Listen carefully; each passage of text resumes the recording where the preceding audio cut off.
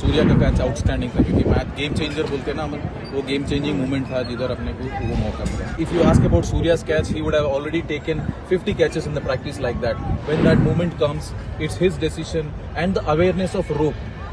That's very important. आज का winner तो श्योर शॉट है सूर्या वाला. तो एक्चुअली उसके लिए तो आप थोड़ा वेट करना पड़ेगा ऑफिशियली अनाउंस करने के लिए. हाँ, कमाल का 2 कैच हो गए कि कुलदीप का भी बहुत इंपॉर्टेंट कैच था डिकॉक का, मगर सूर्या का कैच आउटस्टैंडिंग था क्योंकि मैच गेम चेंजर बोलते हैं ना हम, वो गेम चेंजिंग मूवमेंट था जिधर अपने को वो मौका मिला. Dilip sir, how do you look at the entire tournament and Yes, please. Dilip sir, how do you look at the entire tournament and especially how much the fielding has helped the Indian team pass through difficult phases as well? How much fielding has helped, it's up to you people to see. But one thing I liked about is, irrespective of the conditions we played, New York had a different conditions, Florida has a different condition, West Indies had a different conditions.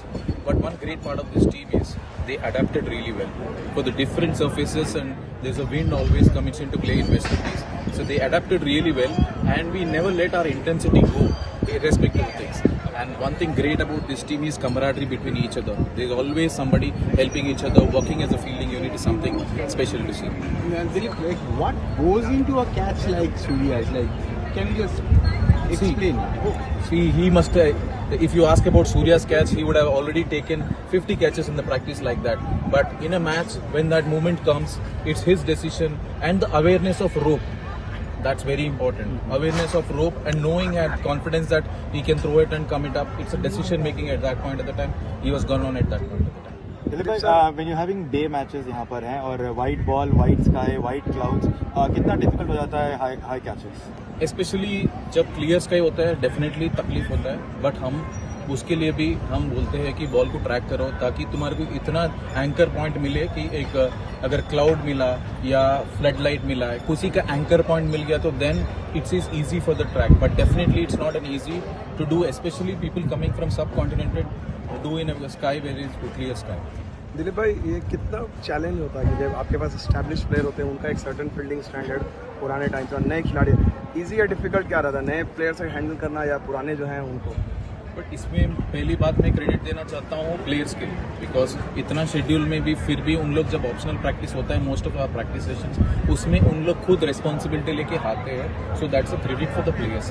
दूसरा होता है कि हम लोग ने system से आते हैं, जो इंडिया ये खेलते हैं एनसीए में, उधर ऑलरेडी करके आते, मगर इधर हम लोग क्या कहते हैं, मौका मिले जब फाइन ट्यून करना है, जब नहीं खेला तो थोड़ा हार्ड वर्क करना है. But one great part of this team is ये कॉम्बिनेशन है कि एक्सपीरियंस प्लेयर्स का कॉम्बिनेशन है और यूथ का कॉम्बिनेशन है. So this they really gelled well together. Dilip sir, scheduling कितना बड़ा चैलेंज था? ऑब्वियसली हमारा भी काफ़ी क्रेजी शेड्यूल था as cricketers, as support staff. कितना मुश्किल था?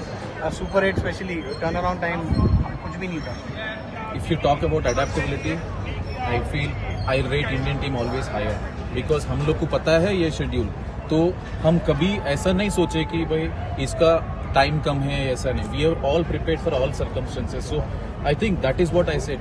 ये पूरा जब बैक टू बैक मैचेस है जिधर हम लोग को गैप कम है, फिर भी बैक टू बैक मैचेस में वो इंटेंसिटी मेंटेन करना, वो इससे करना है, that's a greatness of the team.